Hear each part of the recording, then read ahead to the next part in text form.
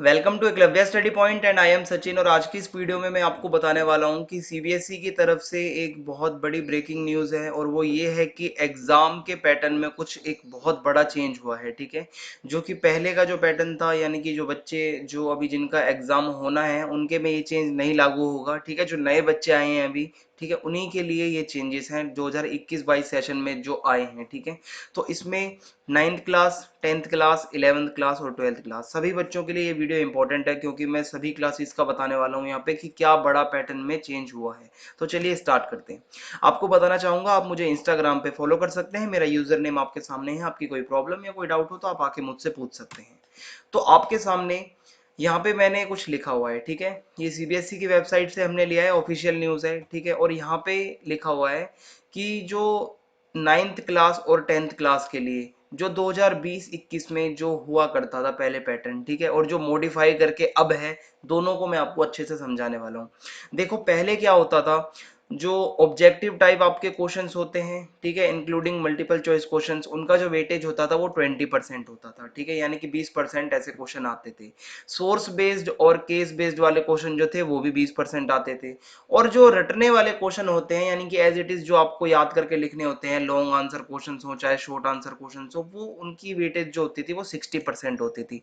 अब आपके लिए बुरी खबर ये है कि जो बच्चा पूरे साल मेहनत नहीं करता, लास्ट में सिर्फ वो अगर वो 3-4 मतलब 5-6 चैप्टर याद करके रटने में और जाके फिर नंबर लेने में विश्वास रखता है, तो उनके लिए ये थोड़ी मतलब बैड न्यूज है। ठीक है, क्योंकि इसके अंदर जो पैटर्न में चेंज हुए हैं, आपको 30% क्वेश्चन मिलेंगे कॉम्पिटेंसी बेस्ड। कॉम्पिटेंसी बेस्ड मतलब आपके अंदर कितनी योग्यता है, क्या आपकी एबिलिटी है, पूरे साल आपने कितना पढ़ा है, उस पे बेस्ड क्वेश्चंस होंगे। बहुत हार्ड क्वेश्चंस होंगे, ठीक है, जिनको मतलब वही कर सकता है जिसने पूरे साल पढ़ाई की हो।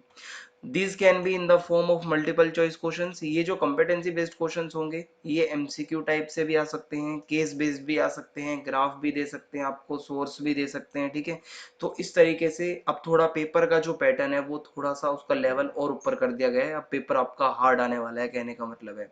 उसके बाद अगर बात करें हम ऑब्जेक्टिव क्वेश्चंस की, ठीक है, वो 20% होंगे। ठीक है, तो यहाँ पे जो ऑब्जेक्टिव बेस्ड क्वेश्चंस है वो 20% होंगे।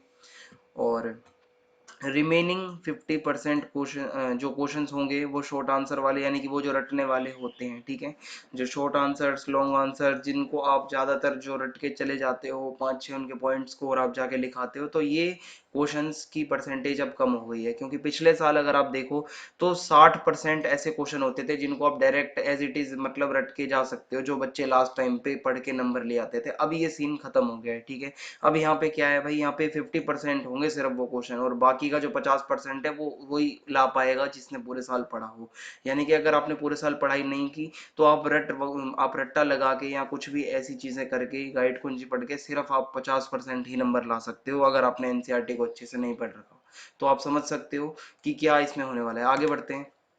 अब अगर हम बात करें 11th क्लास की और 12th क्लास की, तो इसमें अगर हम देखें तो जो पिछले साल जो होता था पैटर्न, उसमें क्या होता था, जो ऑब्जेक्टिव टाइप क्वेश्चंस होते थे, ठीक है, इंक्लूडिंग मल्टीपल चॉइस क्वेश्चंस, इनका वेटेज सिर्फ 20% था।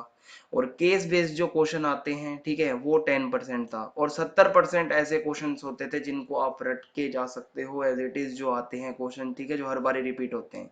लेकिन अब इसको मॉडिफाई करके क्या कर दिया गया है, यहाँ पे भी आपको 20% जो है कॉम्पिटेंसी बेस्ड क्वेश्चंस मिलने वाले हैं। ठीक है, और ये जो कॉम्पिटेंसी बेस्ड क्वेश्चंस हैं, ये आपकी स्किल्स को देखेंगे, आपने पूरे साल कितना पढ़ा है। अब आप ये भूल जाओ कि आपके परसेंटेज अच्छे आने वाले हैं लास्ट टाइम पे पढ़ के। ठीक है, क्योंकि कॉम्पिटेंसी बेस्ड क्वेश्चंस वही कर सकता है जिसने पूरे साल पढ़ा हो। ये जो कॉम्पिटेंसी बेस्ड क्वेश्चंस है, एमसीक्यू आ सकते हैं, केस बेस्ड स्टडीज मतलब कुछ ऐसी आ सकती हैं, सोर्स बेस्ड क्वेश्चंस आ सकते हैं, इंटीग्रेटेड क्वेश्चंस आ सकते हैं। मतलब आप ये समझ लो सीबीएसई तैयार है पूरी तरीके से अलग अलग टाइप के क्वेश्चन आपके सामने रखने के लिए, और सीधा एज इट इज जो सिंपल पेपर आता था अब वैसा नहीं आने वाला है। ऑब्जेक्टिव क्वेश्चंस जो होंगे वो 20% उनका वेटेज होगा।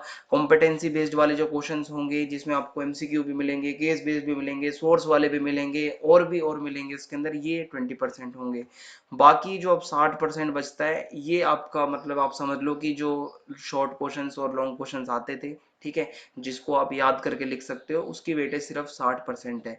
सीधी एक लाइन में बात बोलूं तो अगर पूरे साल आपने नहीं पढ़ा और लास्ट में अगर आप रट्टा भी लगाते हो तो हद से ज़्यादा आप सिर्फ 60% ला सकते हो अपनी परसेंटेज, इसके अलावा कुछ भी नहीं आ सकती आपकी। तो आप समझते हो क्लास 12th में 60% की कुछ भी वैल्यू नहीं होती है, ठीक है, कहीं एडमिशन नहीं होगा कॉलेज में। तो 60% से ऊपर अगर उठना है तो अभी से आज ही से आपको पढ़ना स्टार्ट करना होगा। हमने आपके लिए जो क्लास 12th के सभी कोर्स को बना रखा है, ठीक है, चाहे पॉलिटिकल साइंस हो, हिस्ट्री हो, हिंदी हो, इंग्लिश हो, फिजिकल एजुकेशन हो, सभी की लिंक आपको डिस्क्रिप्शन में मिल जाएगी। आज ही से अभी से उठाओ अपनी किताब और स्टार्ट कर दो पढ़ना, अगर आपको 60% से ऊपर उठना है, वरना लास्ट में आप 60% तक ही रह जाओगे अगर आप ये सारी क्वेश्चंस की तैयारी नहीं करके रखोगे।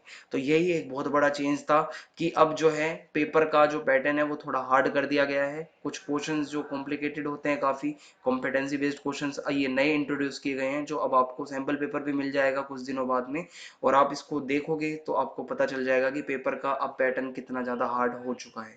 तो इस वीडियो में इतना ही था।